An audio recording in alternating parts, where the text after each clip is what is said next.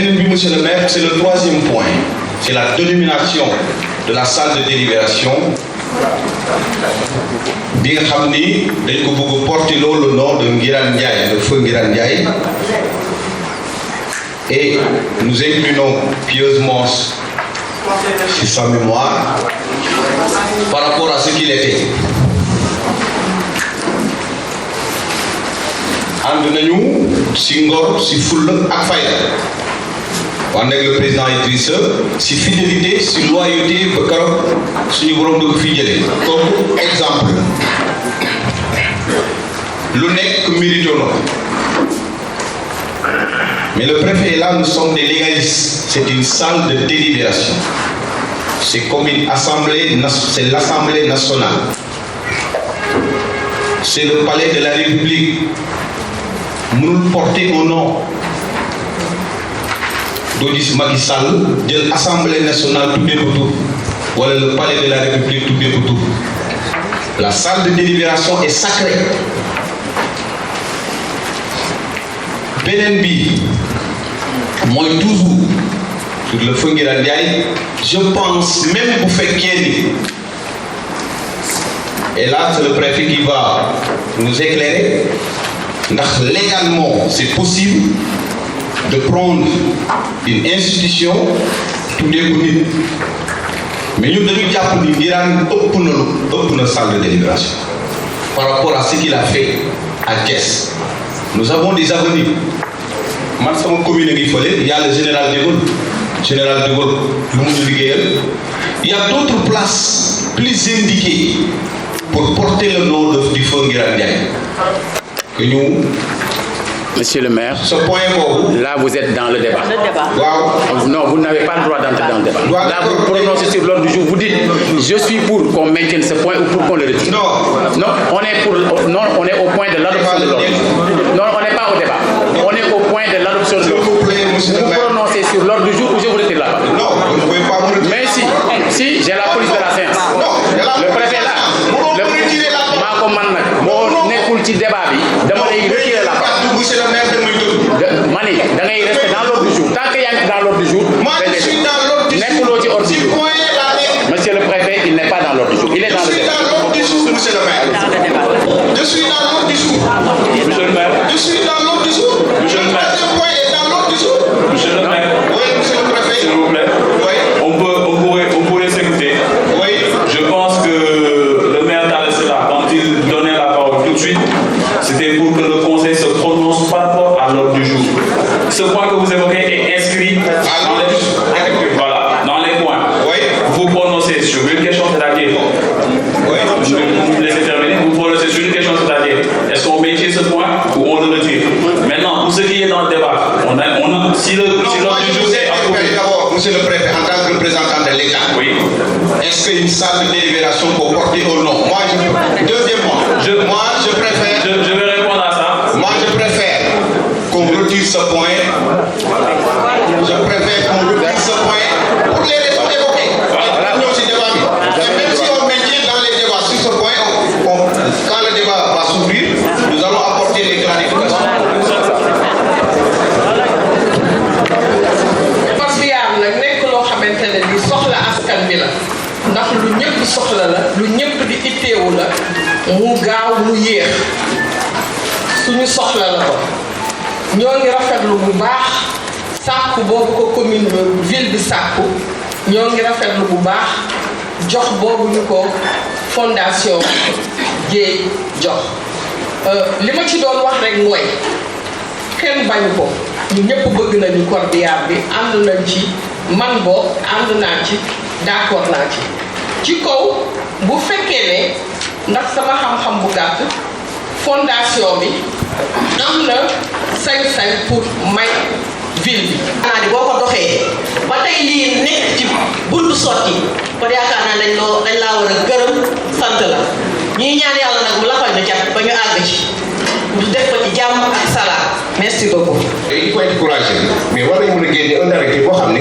mooy dindi li fi nekkoon teg ko fële dindi waat leneen teg ko fii nit ñi dañu saa su électrique mais bu nekkee c'est par des actes ou bien par des paroles nit ñi di wax loolu ça pose problème man loolu moo nekkoon son problème mais marché central ou bien marché de poisson def naa ñëpp ko bëgg que ça vient du gouvernement ou bien ça vient de la coopération internationale ñëpp moom soxla nañ ko mais aussi ak nu ñu koy joxee ak nu ñu koy defee man loolu mooy sama problème ba léegi aw ma ci solution sérieusement. ñu mën a bañ a ñu marché de ak ñoo ko bëgg ndax kuy jigéen di yeewu di dem saam bëgg nga marché lool site bi ñu koy defee tamit ñun kontaan nañ ci ndax noonu la te marché bi ngent la waroon amee ñu dellu defaatee ko noonu ba tey duñ koy rafetlu kontaan ci bu baax ndax li may wax bés bu ne nañ ko jëf nañ ko waxtaane bés bu ne lay jiitu mais du ñoo waxtaan si kaw rek wàcceel yi dinañ ko fàtte nag waaye monsieur le maire du ñoo bëgg ngeen xam ne ñun li ñuy délibéré bu ñuy woo askan wi bëgguñu li nga xam ne day indi suñu diggante ak askan wi ay jeexi jaax dañoo bëgg toujours ñun muy leer suñu bopp ñu voté li nga xam ne leer nañu kontaan nañu nag bu baax rafetlu nañ ko bu baax di ñaan yàlla nag yal na ko yàlla àggalee jàmm pour mu doon nag njiglaani waa Thiès. bu lu mel ni amee ñoom ñu ñëw ñun fekk suñu ci ndax tey marché au poisson ku ciy wax rek ñun nga ciy waxal ndax xañ na ñi koy jënd si dañuy ñëw marché ci ay minutes jënd ko dem ñun ñi nga xamante ne 6 heures du matin la ñu fay nekk ba 2 heures ñun ñëw dem fa dem voyage ñëw gaara suñuy matériel ci non sécurité kon bu ñu toogee ba dañuy defar marché au poisson dañ koy rafetlu di ñaan yàlla rek yàlla yeggale ko te mu gaaw ci barke yonent bi ñun daal ñu ngi ñaan yàlla lii yàlla bu ci cat dugg ndax it nag yàgg nañu koo wax yàgg nañ koo bëgg te it comme ni ko ñaaña waxee yàgg nañoo am financement boo xamante marché au poisson la waaye dañuy dem ba ci biir cat dugg ci. question dañ koy rafetlu mais ci ñaari point lay intervenir bi si njëkk mooy rappel des procédures bi si des ay questions yu may demandé ñu rapporter moom. kon man suma observation foofu lu ci nekk rek mooy si war nañ ko transformer ba mu nekk un projet ñu tenir compte ci aspect surtout aspect environnementaux yi parce que xam nañ ni généralement activité yu mel noonu fu muy amee conditionnement produit ni mu war a demee du demee nit ñi xëy na léeg-léeg pour bëgg indi seen produit mën nañ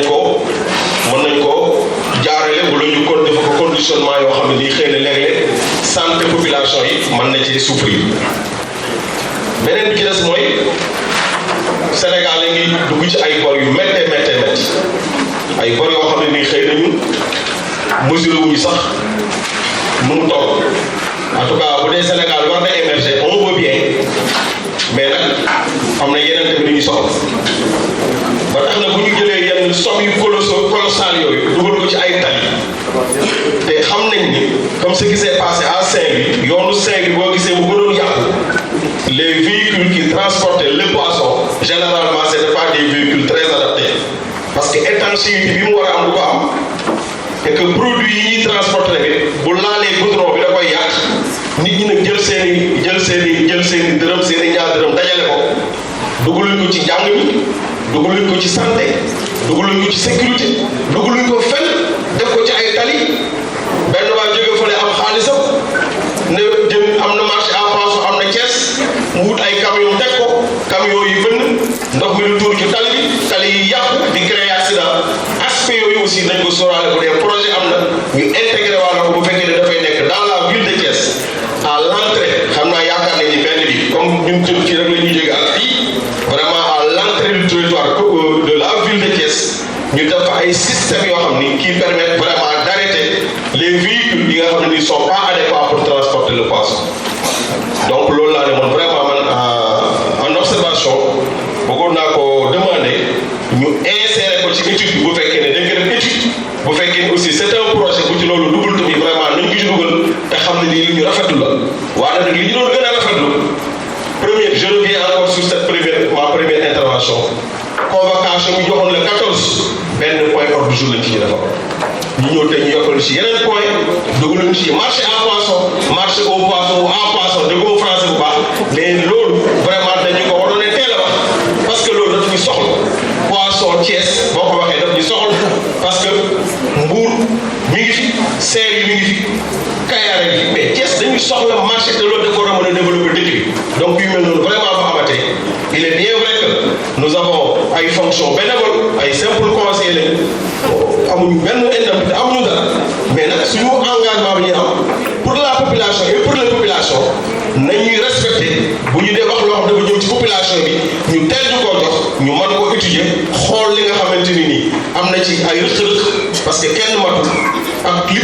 donc yabal ñu aussi pour ñu mën leen koo waxal ñu leen koy mën a waxal monsieur le maire je vous remercie de votre personnel. si beneen ji toog ci suuf waxee waxi poto ci sama buntu mairie dégluñ ko sax donc moom sur la marché au poisson day soxla parce que c'est des projets yoo xam ni ak li ko fii li ñu xam ne benn bi mooy man dafa am lu ma nangu monsieur le maire